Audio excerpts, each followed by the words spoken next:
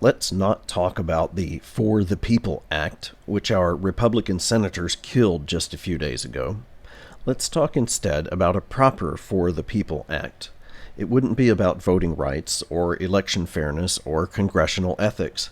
Nothing so specific about the operations of government. A proper For the People Act would force our so-called representatives to represent the people.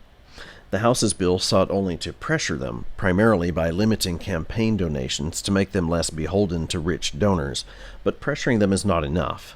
We need to force them to represent us by tying their futures to ours, by making it such that their skin is in our game, the game of the people, the 99%.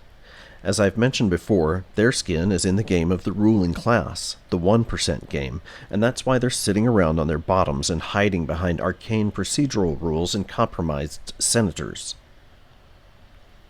Imagine a proper For the People Act. First, you can't take office if your net worth is more than the national average. You have to sell off all your excess and put the proceeds into a blind trust. You can have it back when you're finished.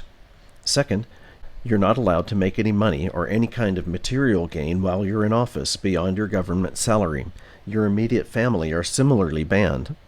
No one should be allowed to profit from public service. And finally, the bonfire that needs to be lit under our so-called representatives, you have to live among the people you purport to represent.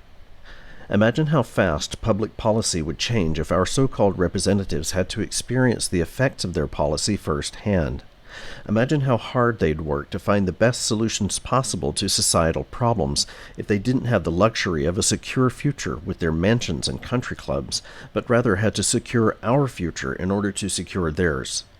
Or even better, imagine how quickly all of our present so-called representatives would quit, and only people who are seriously committed to leading and governing would get involved in politics. Obviously, it will never happen. Sad to say, Republicans will almost certainly take power next year.